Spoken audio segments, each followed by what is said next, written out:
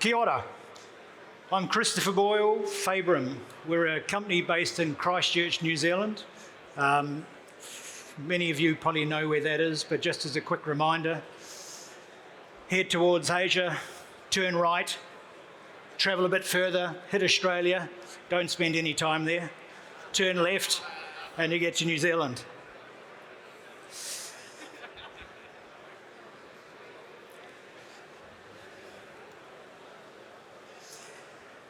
Fabrum was founded in 2004, and it's probably quite different to a lot of the companies you're going to see here today. We actually design, manufacture, and deliver technologies, and we have them in field already. Started in 2004, primarily developing superconducting systems. That saw us develop things like superconducting aircraft motors for Airbus, heavy copper motors for battery flight, as well as superconducting transformers. The reason I tell you all of this is all of these technologies require cryogenic technology in the background, and also the containment of cryogens. In very short, the company operates in three key areas: magnetic systems. Sorry, forgot to do that. I'll go back to that one. Aircraft motors, superconducting, through to flight, and the requirement to actually develop cryocoolers. So that's on the lower right-hand side is one of the cryocoolers. If I break Fabrum down into three specific activities, we do the superconducting systems, which is electric motors, transformers, etc. We have what we call our traditional cryogenics area, which is liquid nitrogen, liquid oxygen, LNG, etc., through to more recently hydrogen technologies. So if I drop you back into some of the tech that we've built over time, we do small-scale, containerized liquid nitrogen, liquid oxygen systems used in applications for animal husbandry, Air Force, humanitarian aid with the oxygen, and also CO2 sublimation for use on Mars in a NASA project.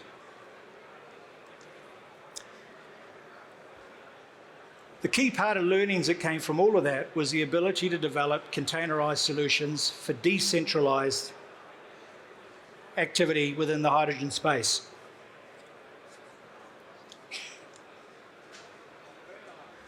Now, I know the conversation over the last few years has been about large, centralized production of liquid hydrogen or gaseous hydrogen. A lot of the space that we operate in is decentralized. The reason we do that is, as this hydrogen community emerges, there is this need to support decentralized activity, whether it be either developing technologies or small fuel stations, etc.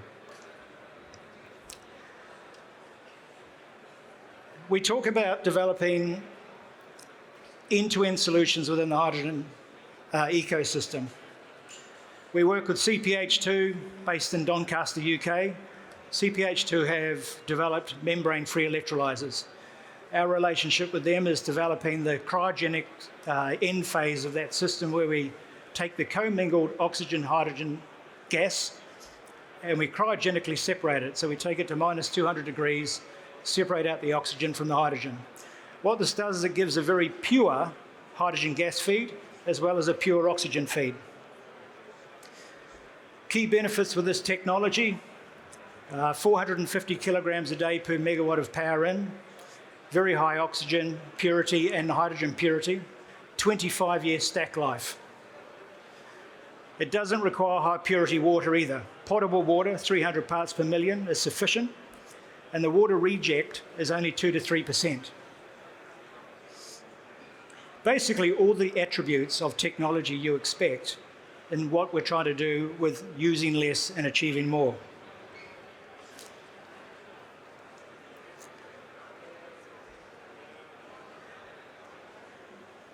In terms of the end-to-end provision of hydrogen systems, it enables us to actually develop what we call fuel your own fleet technologies. We have customers that can actually take solar, wind, or a grid connection and do on-site production of hydrogen gas. We're doing this for a number of companies throughout Australasia, where we provide the electrolysis through to compression, storage, dispensing. And in particular, clients that are running large transport fleets, this gives them the ability to do their own production of their fuel. One of those customers is a group called H.W. Richardson, based in the South Island in New Zealand. They're currently doing gas dual fuel technology on their trucks using CMB technology. The challenge with this is the impact of that gas on both weight and payload restrictions. So by end of this year, we'll have developed and have operation commercially liquid hydrogen storage on these vehicles.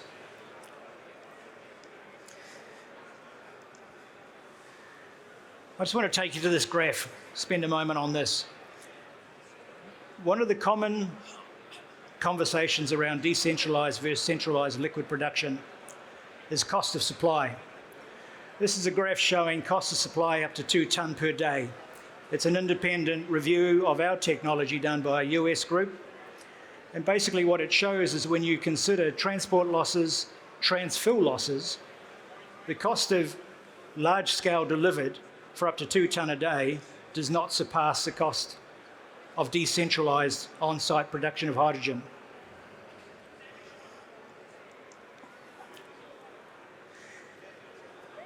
As I mentioned earlier, this technology is available today, already in commercial use. The unit to your right is a small-scale 20 kilogram per day hydrogen liquefier. It's located in Bristol, UK, and that's been used for fuel system testing for aviation. If I take you to the left-hand side, this is a half-tonne a day system that's already been deployed into a customer's premise in a mining application. Key thing on this is these liquefiers do not require any liquid nitrogen pre-cooling. It's a fully self-contained closed system. So it simply requires a hydrogen feed and a power feed, and it will deliver, in this particular situation, half a tonne a day. So no sacrificial liquid nitrogen required.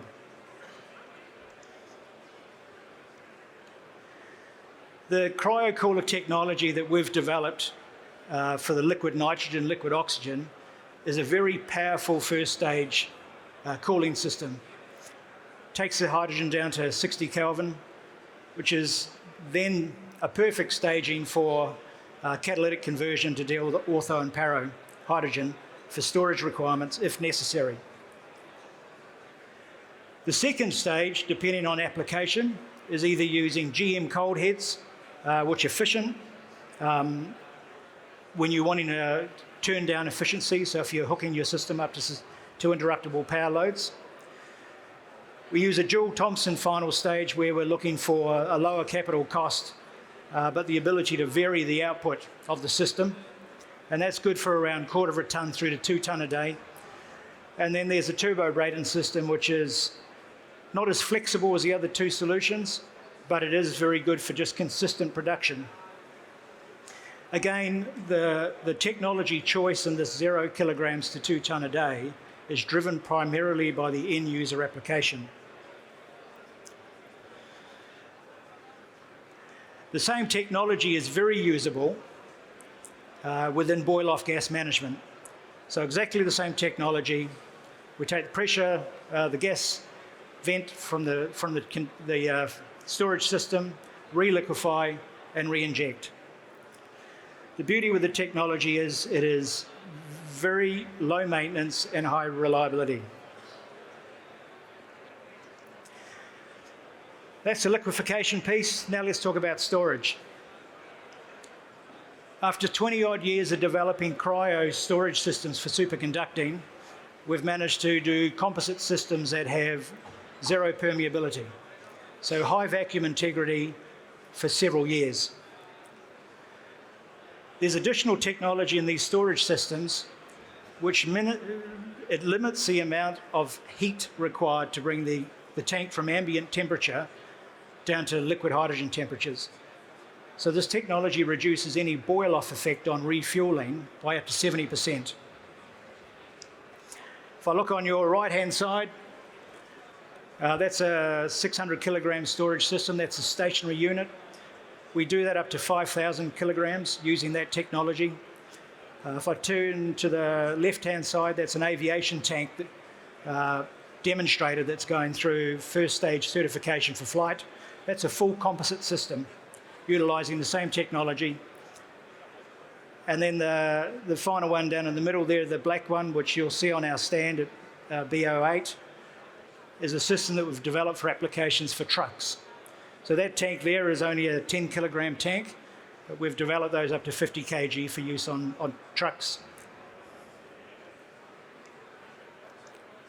I mentioned earlier this piece about hydrogen space at the moment has a lot of drawings and not too many photos of real applications. This is a project we've done in a mining application. And we're taking a gas feed here, we're liquefying on site in a very inhospitable environment. We are providing liquefaction, bulk storage, mobile storage and dispensing, an onboard power unit, which is mobile, and also onboard fuel tanks for large, heavy trucks that will hold 360 kilograms of liquid hydrogen. That project is designed specifically to prove 100% displacement of fossil fuel with no loss of performance.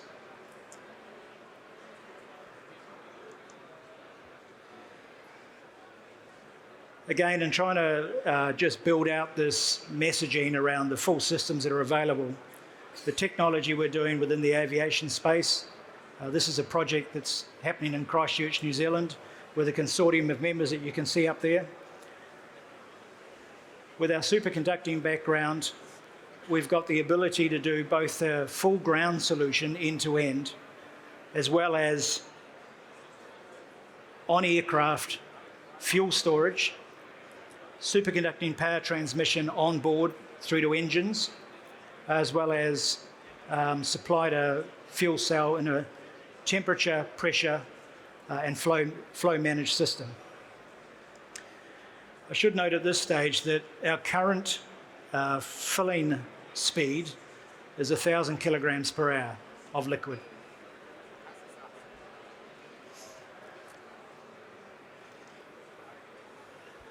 So closing off on a slightly different note, just to prove that this is a very transferable technology. This is a picture of a full foiling composite chase boat. We were approached by Emirate Team New Zealand for America's Cup, where they had this ambition to show that marine could start shifting to zero emission. Obviously, when you're sailing, you're doing that already, but they have these chase boats that consume large amounts of petrol. The challenge they threw at us was to match a mission profile for these events, but do it with hydrogen. Zero batteries, hydrogen only, and they'd been told that this was a 4-year project. They gave us 5 weeks to do the full design, which we did. The boat was on the water within 7 months, fully working, and it met the mission profile of 50 knot speed, 140 nautical miles of range, and that's running on 30 kilograms of gas. In essence, Fabrum puts in place today what others talk about only being possible tomorrow.